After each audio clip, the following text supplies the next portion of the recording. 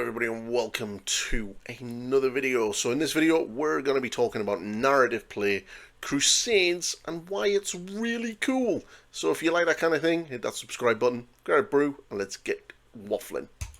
So yes, I have embarked upon a crusade in Warhammer 40k using my Emperor's Children, which is kind of awesome because my local group is very competitive.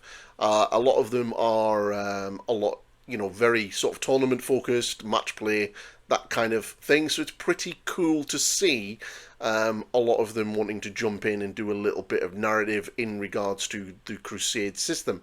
And it is actually quite an interesting system. Now, if you haven't known what Crusade is, it's basically a series of games that allow you to build up experience and sort of skills, extra rules and abilities for your units as you play linked games.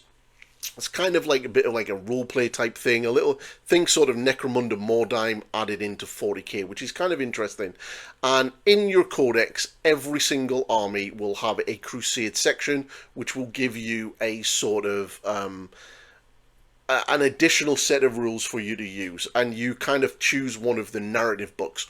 We're currently playing the Leviathan Crusade book, so it's obviously centered around Leviathan at the beginning of 10th edition and all of the Tyranids and everything else, and it's kind of cool. Now, so your codex is right here. I've got one handy as an example. So you will have, at the back of your book, you will have this sort of section here. Your Crusade rules. And every codex has that. So the Emperor's Children, their entire focus is rendering your enemies down into component parts for combat drugs and elixirs, and you have rules for basically gathering these ingredients up, and then at the end of games or the beginning of games, you can create elixirs from your little recipes, either army-wide ones or personal ones, and then it tells you when you can use them and what benefits you get. So as an example, you can kind of create a 2-up invulnerable save to use for basically a full turn, which is really kind of cool, and it's relatively easy to build. I got all of the ingredients to create it after my first game. So yeah, it's pretty awesome. And so if you're coming up against a really challenging enemy, you can pop that 2-up invulnerable and basically just tank everything and then go Rochambeau in their face. But there's lots of little cool. So the way we're doing it is we've got 2 agendas. We're picking one from our codex, and then we're randomly rolling one from the Leviathan book. And if we can't do it, we get to re-roll that, and then we sort of do that. And these are like our objectives. So unlike regular games of 40k where you would use that deck of cards there, in Crusade games you kind of don't. You use these agendas, okay? And then there are elements in it. So there's quite a little bit of end game sort of post-match sort of bookkeeping to do. If you lose a unit, you have to find out if they've got battle scarred, and if you roll a 1, they become battle scarred, and you have to roll on another table, which then results in you getting like a debuff. So as an example, my Flawless Blades, I've got a battle scar, and they aren't allowed to advance at all anymore. And you kind of have to pay requisition points to remove that. So as a group, what we've decided is we're going to let players remove battle scars by spending requisition points, but you kind of have to play a game with them before being able to do that. Okay, so you kind of have to be sort of a little bit cagey. So what I'm going to do in my next game is my Flawless Blades are going to hang around. They're not really going to charge off and use the army rule of being able to run and charge like they normally can.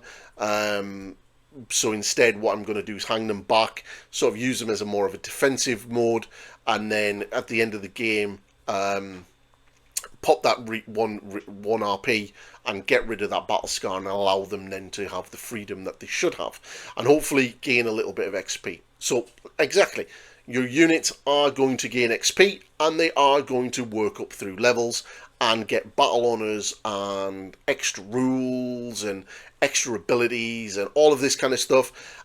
So you can kind of get like like as an example, you could get like an extra pip of AP on your combat weapons or your guns. So you could be like, you know, running around with your bolt guns and now being AP2, or your noise marines being like AP4, or your flawless blades being AP4, stuff like that. You can increase your strength characteristic or your to hit modifier. So you kind of just make your units better, and obviously if they die or get wounded or, you know, get taken out of action, it can cost quite a lot of requisition to sort of remove that and get them back to, you know, fully fledged fighting strength. And you basically, that's essentially what you're doing. You're playing your games and making your team, your army better and better. Now you do have about 1,000 points, which is really good. And you can pay requisition to increase that supply limit, and you'll always pay 1,000 points, or at least that's what we're doing. And you basically build your roster, so you can increase your roster beyond 1,000 points, but then you pick 1,000 points out of that, out of your order of battle, and play your games. So you can sort of like play a game with me as a Lord Exultant, and then in the next game, if I've added a Demon Prince, I can throw that in instead, and you can kind of sort of tailor your army and sort of build it up. So it's a really cool sort of hobby project as well. If you've got like a small army, like it would be great for my Space Wolves. I could play small games and then go, right, for this month, I'm going to add in this unit, increase my order of battle by 200 points, add that new unit in that I'm going to be working on and painting on, and then by the end of the month I can then start like playing a couple of games with it, and I'm slowly bringing that into the narrative.